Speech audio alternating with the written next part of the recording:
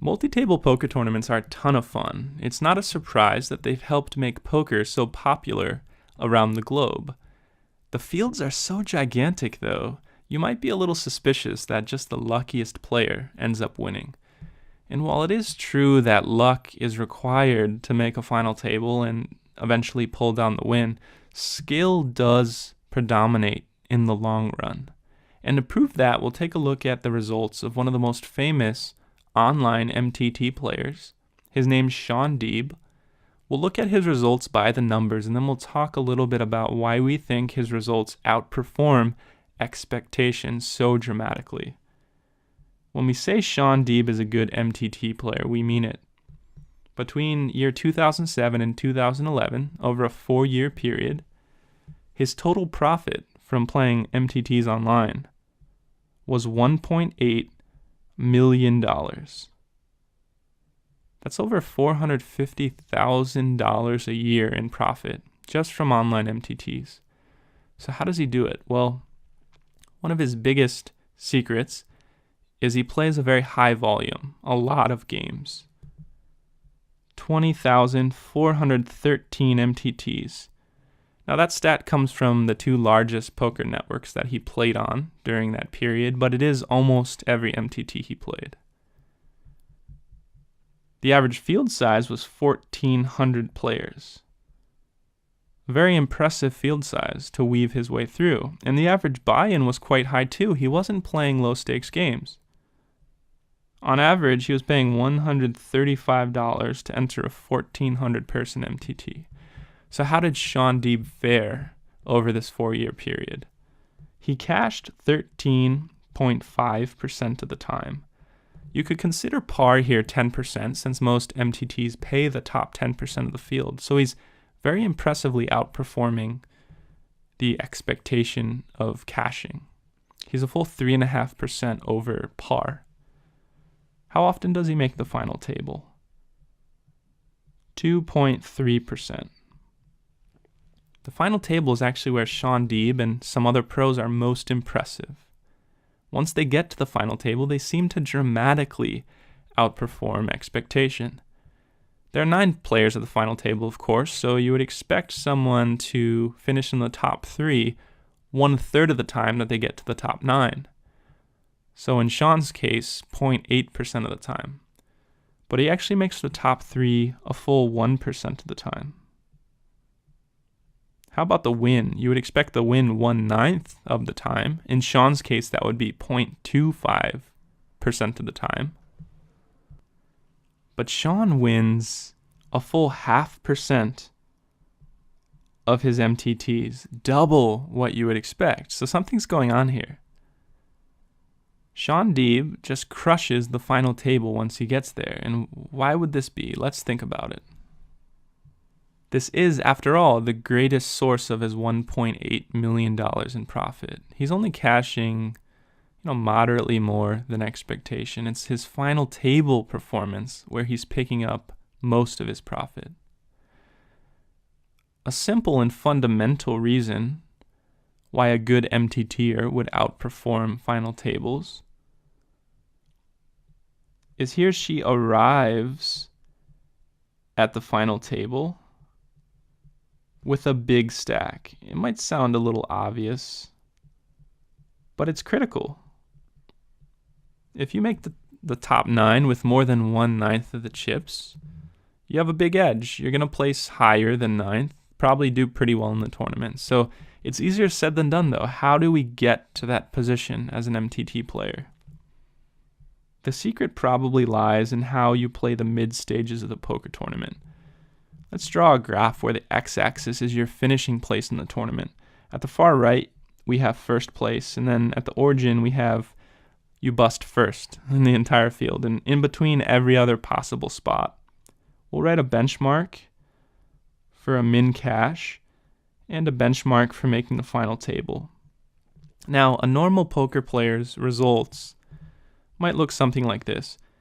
They make a bunch of exits before the cash, and then sometimes they cash, and the bigger cashes are less and less frequent. Maybe they make a few final tables in their poker career, and they have exactly 1 win. Let's take a look at Sean Deeb's curve here. It might actually look pretty much the same at the beginning, but then we would expect that he's actually making moderate-sized cashes less frequently. He's setting himself up to enter final tables with more chips and win more often than the average player.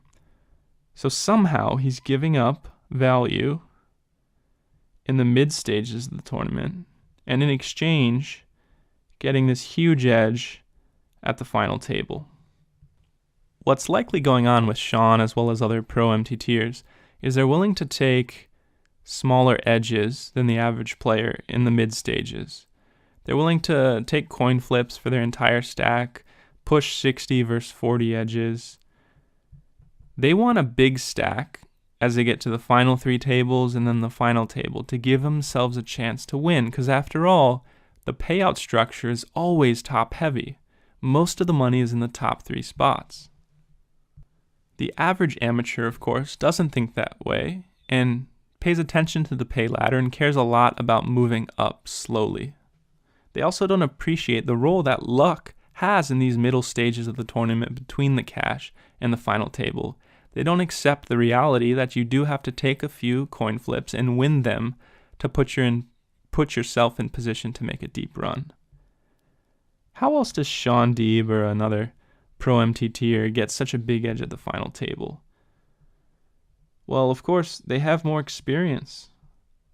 They have an experience edge. After all, if you're playing 5,000 MTTs per year and seeing 465 final tables over a 4-year period, you're going to be pretty used to the final table. You'll be comfortable there. You'll know how the average player plays them, and you'll know how to exploit their tendencies. Finally, rather counterintuitively, a good MTTer has excellent 3-handed and heads-up skills.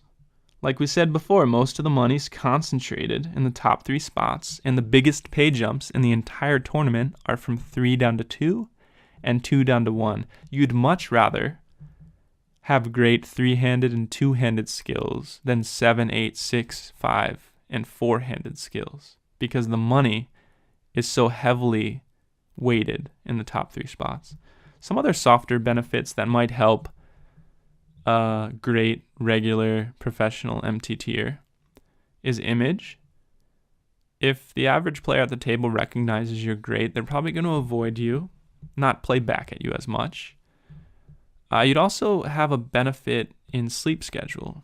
If you're playing an MTT final table late Sunday night, early Monday morning, and the other people at the table have to go to work the next day, they woke up at a normal time on Sunday, so they're already tired, they want to go to bed, but you do this every 3 days, it just feels like dinner time to you. Maybe you're even eating dinner, playing the table, you're not tired, you're not going to go to bed for another 2 or 3 hours. It's a huge edge. And of course, you're not quite as risk averse. If you're like Sean Deeb, seeing a final table every 3 days, you're not worried about getting all your money in with a 60-40 edge. You're going to, in some sense, hit the long run.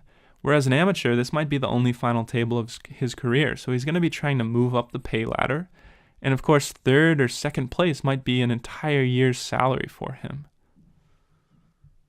We took a look at Sean Deeb in this video, not to convince you that you should become like him or he's the be and end all of MTT play. We wanted to show that luck is important, but skill predominates. And to become a good MTT player, you should play a high volume, and then you should play the mid to late stages very aggressively, accepting the role that luck does play. Keep watching Beanstalk videos, practice MTTs, either online or live, build your volume, and pretty soon, hopefully, you'll see deeper and deeper cashes, and you'll get closer to that overall goal of finishing first in an MTT.